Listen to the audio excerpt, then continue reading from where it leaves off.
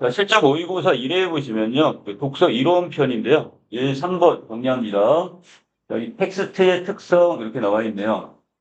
자, 우리가 이게 텍스트 하면 그 아랫부분에 이게 따로 나와 있긴 한데, 자, 우리가 어떤 글, 문자로 이루어진 어떤 문장의 덩어리를 우리가 지금 텍스트 이렇게 이야기하죠. 자, 그래서 아랫부분에서, 자, 우리가 어떤 표현 방법 중에서 두 가지, 통일성과 응집성이란 두 개의 단어, 이거 꼭 기억해 놓으셔야 되고, 특히 약술론수에서 이 단어 기어놓고 적절한 단어 쓰는 거. 딱 단답형 쓰기 딱 좋은 질문입니다, 지금. 자, 그래서 독서가 이루어지기 위해서는, 자, 독서의 대상이 되는 이 텍스트가 있어야 되는데, 자, 우리가 읽을 글이 있어야 될 거 아니에요?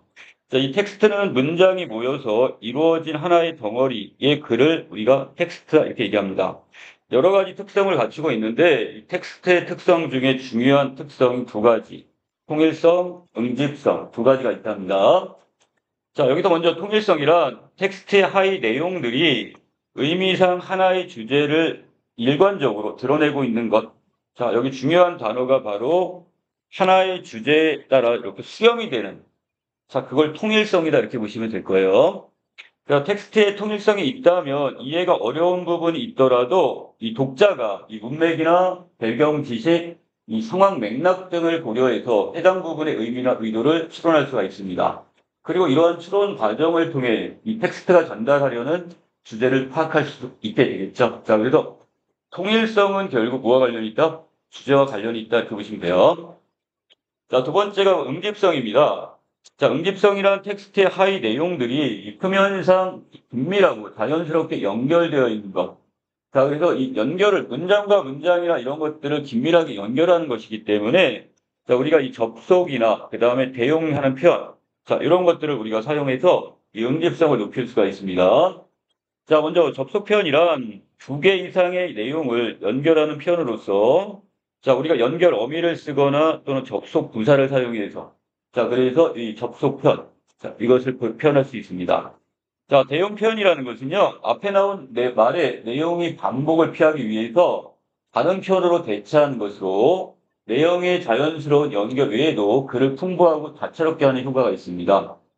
자, 그래서 어떤 게 있냐면, 예를 들어 앞에 어떤 철수란 단어가 있는데 철수를 또 쓰는 게 아니라 그는 뭐 이렇게 바꾸는 것도 대용적 표현 내지 진시적 표현 이렇게 봐도 돼요. 자, 그리고 아랫부분 이거 말고도 지금 뭐가 더 있냐?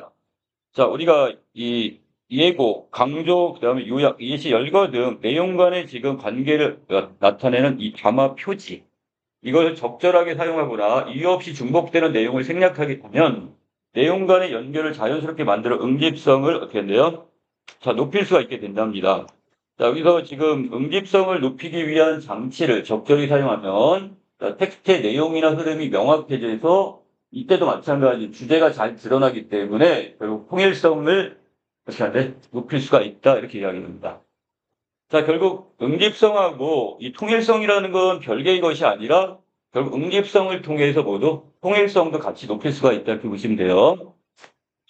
자, 통일성과 응집성 외에도 텍스트는 의도성, 용인성, 정보성, 상호 텍스트성 같은 다양한 특성을 갖게 되는데, 자, 의도성이란 이 텍스트가 특정한 목적을 지니고 있다는 것. 자, 그래서 어떤 의도가 있다 이런 건데, 목적, 제목이나 내용, 문체 등 다양한 방식으로 이걸 드러낼 수가 있고요. 자, 용인성이란 이 텍스트가 독자에게 의미가 있으며, 자, 적합한 내용으로 인식되는 것으로 이 같은 텍스트라도 독자에 따라 다르게 이걸 받아들일 수가 있겠죠. 자, 왜 그럴까요? 자, 그것은 독자의 개인적 가치관이나 사회 문화적 배경이 다르기 때문에 이 용인성에 영향을 끼치게 되는 겁니다. 자, 그리고 정보성은 이 텍스트가 독자가 알지 못한 새로운 정보를 담고 있는 것을 의미하며 이 텍스트가 독자가 몰랐던 정보가 많을수록 이 정보성이 크다 이렇게 인식을 하게 되겠죠. 자, 그 다음에 상호 텍스트성. 자, 이거 우리가 문학에서도 가끔 한 번씩 보는데요. 예를 들어 어떤 시와 어떤 다른 인근에 있는 어떤 문학적 장르들이 있죠. 이걸 같이 연결하는 거, 이것도 이 상호 텍스트성 이렇게 얘기하는데, 하나의 어떤 텍스트가 내용이나 형식 면에서 다른 텍스트와 관계를 맺고 있는 것을 의미합니다. 그래서 어떤 텍스트의 다른 텍스트의 일부를 인용한 부분이 있거나 자, 또는 기존의 어떤 텍스트의 내용이나 형식을 이 패러디하는 것. 자, 두 가지죠. 자, 내용의 일부를 지금 인용하는 것도 이것도 뭐가 되는 거고요. 자, 이것도 상호 텍스트성이 되는 거고, 아니면 어떤 내용이나 형식적인 것을 어떻게 해요? 패러디하는 부분, 이것도 마찬가지 상호 텍스트성. 여기다 집어넣으시면 되겠습니다. 자, 그 다음에 텍스트가 이러한 다양한 특성들을 제대로 갖추지 못한다면 이 텍스트의 기능, 이 역할을 수행하기 어려울 것이며, 독자 또한 이 텍스트의 특성을 고려해서 이 독서를 해야 의미 있는 독서가 이루어질 수가 있을 겁니다. 자, 여기까지 좀 내용 정리하고 넘길게요.